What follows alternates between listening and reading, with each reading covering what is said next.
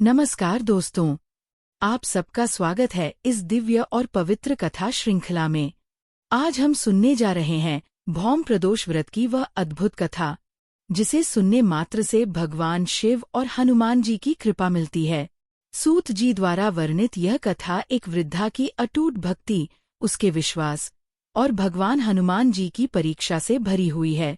कहते हैं, जिसने इसे श्रद्धा से सुना, उसके जीवन से रोग, संकट और पाप दूर होने लगते हैं।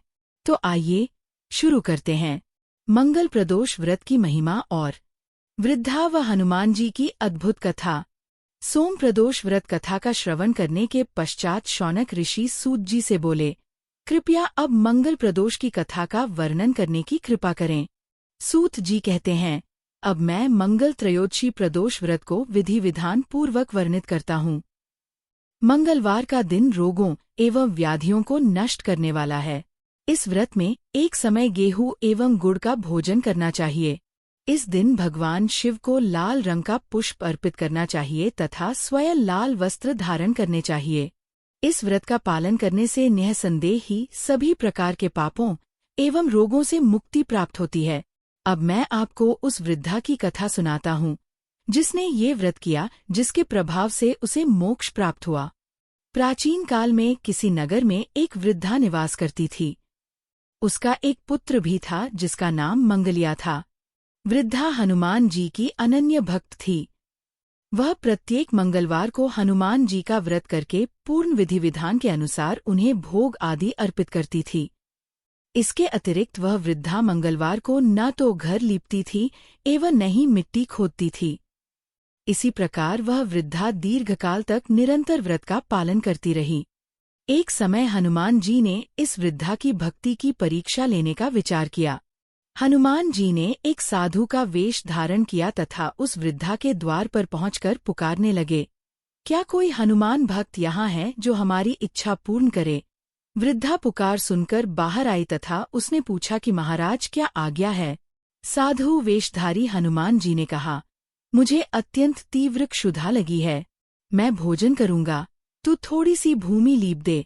वृद्धा असमंजस में पड़ गई तथा साधु जी से निवेदन करते हुए बोली कि, हे महाराज, लीपने तथा मिट्टी खोदने के अतिरिक्त आप जो भी आज्ञा करेंगे, मैं वह करने को तत्पर हूँ।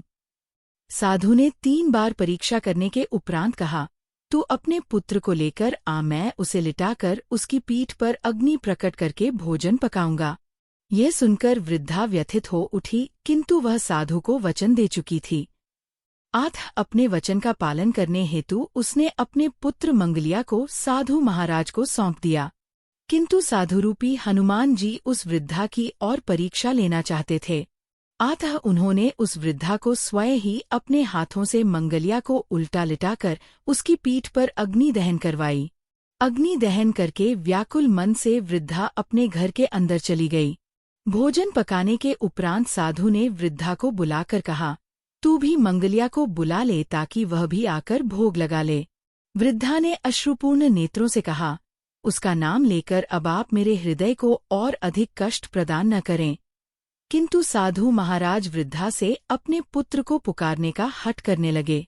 साधु जी को न मानता देख वृद्धा ने अपने पुत्र को पुकार लगाई। उसके पुकारते ही मंगलिया तत्क्षण हंसते खेलते दौड़ा चला आया। मंगलिया को सकुशल देखकर वृद्धा को अत्यंत हर्ष एवं आश्चर्य हुआ। वह साधु महाराज के चरणों में बारंबार नमन करने लगी। साधु वेशधारी हनुमान जी ने वृद्धा को अपने वास्तविक रूप का दर्शन दिया। हनुमान जी को साक्षात अपने समक्ष देखकर वृद्धा स्वयं के जीवन को धन्य मानने लगी। इस प्रकार मंगल प्रदोष व्रत के फलस्वरूप उस वृद्धा का कल्याण हो गया। इति श्री भौम प्रदोष व्रत कथा संपूर्ण। दोस्तों, ये थी मंगल प्रदोष व्रत की चमत्कारी कथा, जहाँ एक साधारण वृद्धा की सच्ची भक्ति ने स्वयं हनुमान जी को प्रकट होने पर मजबूर कर दिया। इस कथा का संदेश बहुत स्पष्ट है। भक्ति में शक्ति है, भक्ति में सिद्धि है और भक्ति में ही भगवान का साक्षात दर्शन छिपा है। यदि आपको ये दिव्य कथा पसंद आई हो तो वीडियो को लाइक करें। कमेंट में जय हनुमान जी लिखकर अपनी श्रद्धा प्रकट करें और ऐसी ही पौराणिक कथाओं के लिए चैनल को सब्सक्राइब करना न भूलें। फिर मिलेंगे अगले पवित्र व प्रेरणादायी वीडियो में। जय श्री हनुमान जी महाराज की।